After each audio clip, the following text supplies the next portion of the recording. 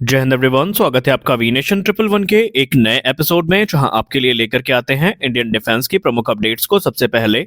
तो चैनल को सब्सक्राइब करना मत भूलिएगा। आज की अपनी अपडेट की शुरुआत करेंगे हम फ्लाइट रिफ्यूलर एयरक्राफ्ट को लेकर के आई एक बड़ी अपडेट से। दोस्तों, जैसा कि हम सब जानते हैं कि डिफेंस एक्विजिशन काउंसिल ने फ्लाइट रिफ्यूलर एयरक्राफ्ट, जिसको हम मिड एयर रिफ्यूलर भी कह सकते हैं या टैंकर एयरक्राफ्ट की भी हम संज्ञा दे सकते हैं, इनको एक्सेप्टेंस ऑफ नेसेसिटी प्रदान कर दी है। और अब भारतीय वायुसेना के सामने एक बड़ा चैलेंज ये होगा कि एक जो एयरक्राफ्ट है इसको सेलेक्ट करना और अपनी ज़रूरतों को पूरा करना। अब यहाँ पे ऑप्शंस की बात करें तो सबसे बड़ा यहाँ पर जो ऑप्शन है इस समय वो ये है कि या तो भारतीय वायुसेना एयरबस A330 जो MRTT है इनकी तरफ जाए, या फिर दूसरा ऑप्शन ये है कि बोइंग 767 जो एयरक्राफ्ट है ये भारतीय वायुसेना के द्वारा सेलेक्ट किए जाएं। अगर बोइंग 767 सेलेक्ट किए जाते हैं, जो कि बेसिकली सिविल एयरक्राफ्ट होंगे, तो इसको कन्वर्ट करने की जिम्मेदारी मिड एयर रिफ्यूलर में हिंदुस्तान एरोनॉटिक्स लिमिटेड और इजराइल एरोस्पेस इंडस्ट्रीज को निभानी पड़ेगी। लेकिन अगर भारतीय वायुसेना एयरबस के प्लेटफॉर्म को सिलेक्ट करती है तो ये जो चीज़ें हैं ये थोड़ी अलग होंगी। भारतीय वायुसेना इनको लीज पे ले सकती है या इनको सीधे खरीद भी सकती है। लेकिन अगर हम चांसेस की बात करें तो बोइंग 767 के जो चांसेस हैं ये सबसे ज़्यादा दिख रहे हैं।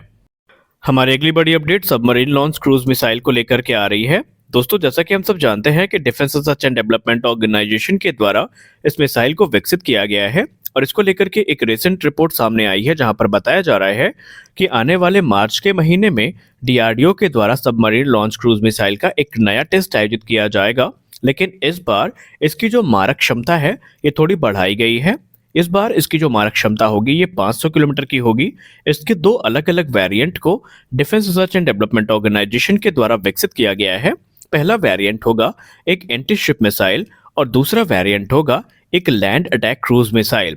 आपको बताते चले कि इसके पहले फरवरी 2023 में इसके एक ट्रायल को आयोजित किया गया था, लेकिन उस समय इसकी जो मारक क्षमता थी ये 402 किलोमीटर की थी और इस बार इसको बढ़ा करके 500 किलोमीटर कर दिया गया है। आपको बताते चलें कि DRDO इसे न सिर्फ अपने आर्म फोर्सेस के लिए विकसित कर रही है, बल्कि एक्सपोर्ट के लिए भी आने वाले भविष्य में ये मिसाइल अवेलेबल होगी। हमारी अगली बड़ी अपडेट एयरबस C295 को लेकर के आ रही है। आपको याद होगा कुछ महीने पहले एक रिपोर्ट सर्कुलेट हुई थी सोशल मीडिया पे, जहां पर कहा गया था कि भारत के रक्षा मंत्रालय के द्वारा 15 की संख्या में जो मैरीटाइम पेट्रोल प्लेन्स हैं इनकी खरीद को मंजूरी मिल सकती है। तो फाइनली ANI की रिपोर्ट ने कंफर्म कर दिया है कि भारत के रक्षा मंत्रालय के द्वारा 15 की संख्या में मैरीटाइम पेट्रोल एयरक्राफ्ट की खरीद को मंजूरी दी जा चुकी है। इसमें से 9 एयरक्राफ्ट भारतीय नौसेना के लिए होंगे, जो कि मैरीटाइम सर्विलेंस एयरक्राफ्ट होंगे, और 6 की संख्या में मैरीटाइम पेट्रोल एयरक्राफ्ट भारतीय कोस्ट गार्ड के लिए अप्रूव किए गए हैं। यानी टोटल 15 की संख्या में जो मैरीटाइम पेट्रोल एयरक्राफ्ट है इनको मंजूरी मिली है।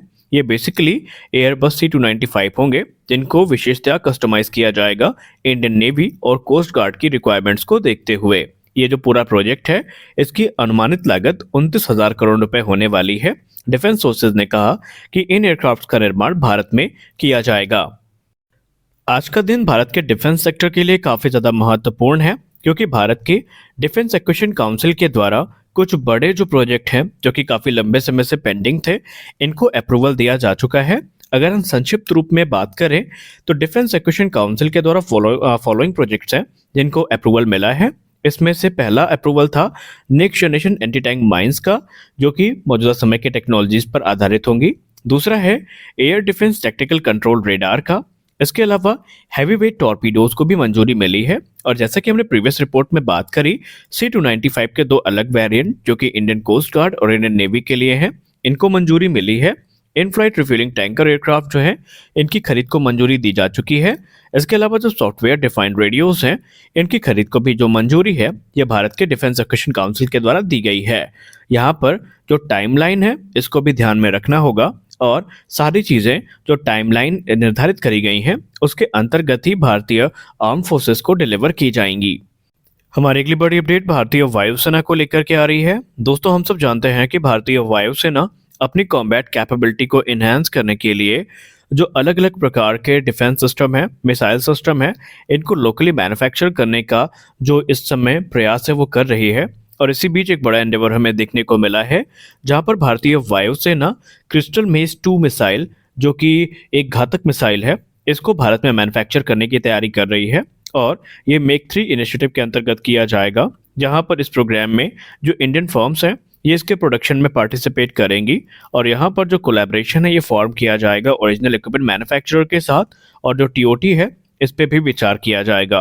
क्रिस्टल बेस्ड मिसाइल की बात करें तो ये एक highly capable air to surface missile system है जो कि 100 किलोमीटर की दूरी तक एनिमी टारगेट्स को डिस्ट्रॉय करने की कैपेबिलिटी रखता है। इस समय यह सिस्टम इसराइल की जो राफेल एडवांस डिफेंस सिस्टम है उसके द्वारा मैन्युफैक्चर किया जाता है और इसे भारतीय वायुसेना के सुखोई 30 MKI मिराज 2000 जेट्स में हम देखेंगे, जो कि लोकली मैन्युफैक्चर मिसाइल होंगी। गौर करने वाली बात एक ये है कि आने वाले भविष्य में भारत के जो दूसरे सिस्टम है, एयरक्राफ्ट है, उसमें यह हमें देखने को मिल सकती है। इसके अलावा सिर्फ यही मिसाइल नहीं बल्कि भारतीय वायुसेना के प्लान की बात करें तो ये काफ़ी बड़ा प्लान है, जहां पर भारतीय वायुसेना क्रिस्टल मेज के अलावा जो मिस्ट्रल मिसाइल है इनके भी लोकल मैन्युफैक्चरिंग को जोर दे रही है। हाई स्पीड लो ड्रैग बॉम्ब जो कि मार्क 2 वेरिएंट होंगे, इनकी लोकल मैन्युफैक्चरिंग पर बात चल रही है। और R-73E जो कि एक एयर टू एयर मिसाइल है, इसके लोकल मैन्युफैक्चरिंग को लेकर के रूस से बात चल रही है। R-2781 और भी कई वेपन सिस्टम है जिनकी लोकल मैन्युफैक्चरिंग को लेकर के भारतीय वायुसेना बात कर रही है। भारतीय वायुसेना की अगर आप गतिविधियों पर नजर डालेंगे तो गत एक साल में हमने कई बड़े प्रोजेक्ट हैं जिनको इंडिजनाइज होते देखा है और आने वाले भविष्य में ये माना जा रहा है कि भारतीय वायुसेना ने बहुत बड़ा सबक लिया है रशिया यूक्रेन युद्ध से, और अपनी ज़रूरतों को पूरा करने के लिए वो ये चाहती है कि जो इंपॉर्टेंट सिस्टम उनके द्वारा इस्तेमाल किए जाते हैं ये स्वदेशी तौर पर भारत में ही बनाए जाएं। हमारी अगली और बड़ी अपडेट आ रही है डसॉल्ट एविएशन को लेकर के। हम सब जानते हैं कि डसॉल्ट एविएशन इस समय राफेल फाइटर्स की जो नीड है इसको पूरा करने का प्रयास कर रही है, और इस समय डसॉल्ट एविएशन की जो ऑर्डर बुक है ये 228 एयरक्राफ्ट के नंबर को पार कर चुकी है। और ऐसे में रिपोर्ट्स में अब ये कहा जा रहा है कि डसॉल्ट एविएशन के सामने सबसे बड़ा चैलेंज होगा इनको सही समय पर डिलीवर करने का, क्योंकि अगर हम 2023 की बात करें तो 2023 में डसॉल्ट एविएशन ने ये प्लान किया था कि वो तकरीबन 15 राफेल फाइटर्स को डिलीवर करेंगे, लेकिन यह नंबर सिर्फ 13 तक ही सिमट गया और जो तय किया गया उनका एम था उसको पूरा करने में सक्षम नहीं है।